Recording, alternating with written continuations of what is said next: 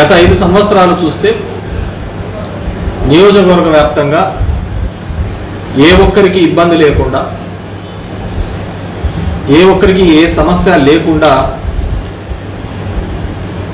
ఉండడం జరిగింది. చాలా చోట్ల వివిధ సందర్భాల్లో సమస్యలుండి ఇబ్బంది పడుతున్న సందర్భంలో కూడా మా కార్యకర్తల్ని, మా నాయకుల్ని సముదాయించి మనం లాంగ్ రన్ పాలిటిక్స్ చేయాలి అంటే ఈ ఫ్యాక్షన్ భూతాలకు, ఈ గొడవలకు దూరంగా ఉండాలి అనే విధంగా ముందుకు పోవడం జరిగింది.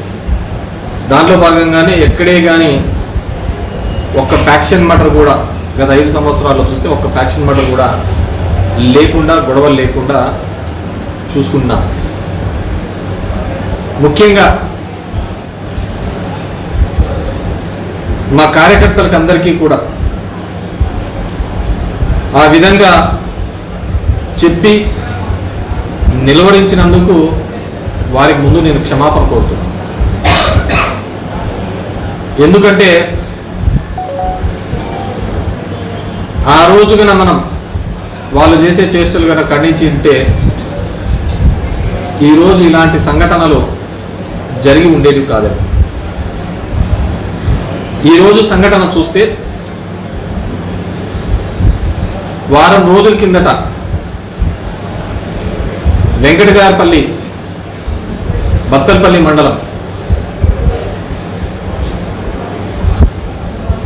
ఆ గ్రామంలో వైసీపీ వారికి అక్కడున్న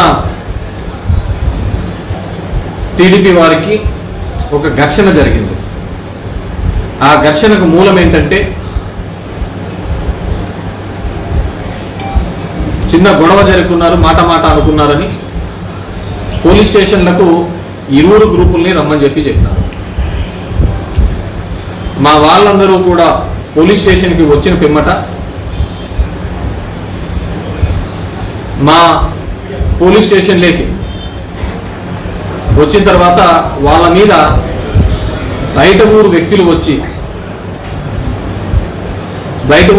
వచ్చి దాడి చేయడం జరిగింది. దాడి చేస్తే ఎక్కడైనా కానీ ఆ ఊర్లో వాళ్ళ మీద బయట ఊరోళ్ళు వచ్చినప్పుడు ఆ బయట ఊరోళ్ళ మీద ఇంటి మీదకి దాడి అనే కేసు కింద వాళ్ళను అరెస్ట్ చేయాలి. ఆ విధంగా కాకుండా వాళ్ళ ఇంటి మీదకి దాడికి వచ్చినప్పుడు జరిగిన తోపులాటలో ఒకరికి దెబ్బ తగిలిందనే ఉద్దేశంతో మా వాళ్ళను అటెంప్ట్ పెట్టి ఇక్కడ వేరే ఊరు వాళ్ళు అనంతపూర్ నుంచి ఇంకో ఊరు నుంచి మా వాళ్ళ మీదకి వచ్చినారు. వాళ్ళ ఇంటి మీదకి వస్తే అటెంప్ట్ పెట్టి వాళ్ళను ధర్మవరం సబ్ జైల్లో రిమాండ్కి పంపించడం జరిగింది. వాళ్ళు ధర్మవరం సబ్ జైల్లో రిమాండ్ విషయం నాకు తెలుసుకొని ఈరోజు ఉదయం మధ్యాహ్నం 3 గంటలకు నేను ఎవరైతే ఉన్నారో వాళ్ళను కలవడానికి ములాఖత్ తీసుకోవడం జరిగింది. ఆ ములాఖత్ తీసుకున్న పోయే సందర్భంలో మా లీడరు ఒకతను, ఆ కార్యకర్త ఒకతను కొత్తగా ఎర్టిగా కారు కొన్నాడు. ప్రవీణ్ నాయక్ అని పిల్లోడు. అన్న కొత్త కారు కొన్నా అన్న, నిన్ననే హైదరాబాద్ నుంచి డెలివరీ తీసుకొని వచ్చినా అన్న, మీరు డ్రైవ్ చేయాలన్నా అంటే నేను ఆ కార్ తీసుకొని ముందు డ్రైవ్ చేసుకుంటూ వెళ్ళాను. నా సొంత కారు, నా డ్రైవరు వీళ్ళు వెనకలు వస్తున్న సందర్భం నేను అర్టిగా కార్ జైలు దగ్గర వెళ్తే అది రైట్ సైడ్ ఉంటుంది, నేను లెఫ్ట్ సైడ్ నుంచి వచ్చి యూటర్న్ తీసుకొని దాంట్లోకి సబ్ జైల్లోకి వెళ్ళాలి. నేను నా కార్ తీసుకొని లోపలికి వెళ్ళాను. మిగతా కార్లన్నీ అలౌ చేయరు కాబట్టి అవన్నీ కూడా బయటికి యూటర్న్ తీసుకొని బయట పెట్టే క్రమం చేశారు. ఆ బయట పెట్టే క్రమంలో మా వాళ్ళు యూటర్న్ చేసుకునే సందర్భంలో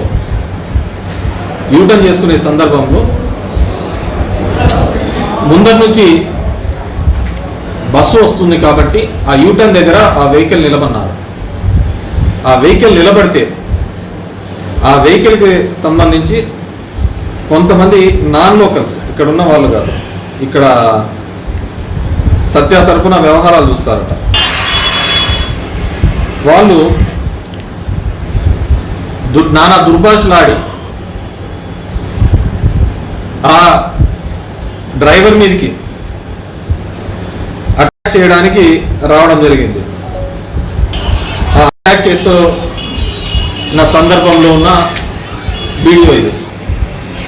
ఈ విధంగా ఆయన మీద, మా డ్రైవర్ రామాంజీ మీద పడి హత్యా ప్రయత్నం చేయాలనే ఒక తపనతో చేసినప్పుడు, అతని మీద హత్యా ప్రయత్నం చేసినప్పుడు, వందల మంది ఆయన బండి మీద వెహికల్ పెట్టినప్పుడు ముందరకు ఒక వ్యక్తి ఎక్కి దాన్ని బద్దలు కొట్టాలనే ప్రయత్నం చేస్తూ అతని మీదకి దాడికి ప్రయత్నించినప్పుడు అతను ఎటుపోగా పాలుపోక అతను ఏ విధంగా బతకాలి అనే ఉద్దేశంతో వెహికల్ని ముందుకు పోనించడం జరిగింది. అది మీరు వీడియోలోనే నేను మీకు క్లియర్గా చూపించిన. అతని మీద ఎంతమంది పన్నారు, అంతకుముందు అతని మీద దాడికి ఏ విధంగా ప్రయత్నం చేసినారు, బండి మీదకి ఎక్కి ప్రాణాలు కాపాడుకోవాలనే ఉద్దేశంతో మా డ్రైవరు అక్కడి నుంచి వెళ్ళిపోయే పరిస్థితి చూసినారు. దాని మీద ఎక్కి అతని మీద దాడి చేయాలనుకున్న వ్యక్తి కింద పడడం జరిగింది. సో అక్కడ ఎందుకు అంతమంది ఉన్నారో ఏమో, అసలు ఎందుకు ఏ విధంగా గుమ్ముకున్నారు. మేమంతా 5-6 మంది ఉంటాం, హార్డ్గా చూస్తే 5-6 మంది ఉన్నాం, అంతకు మించి ఏమీ ఎక్కువగా లేరు.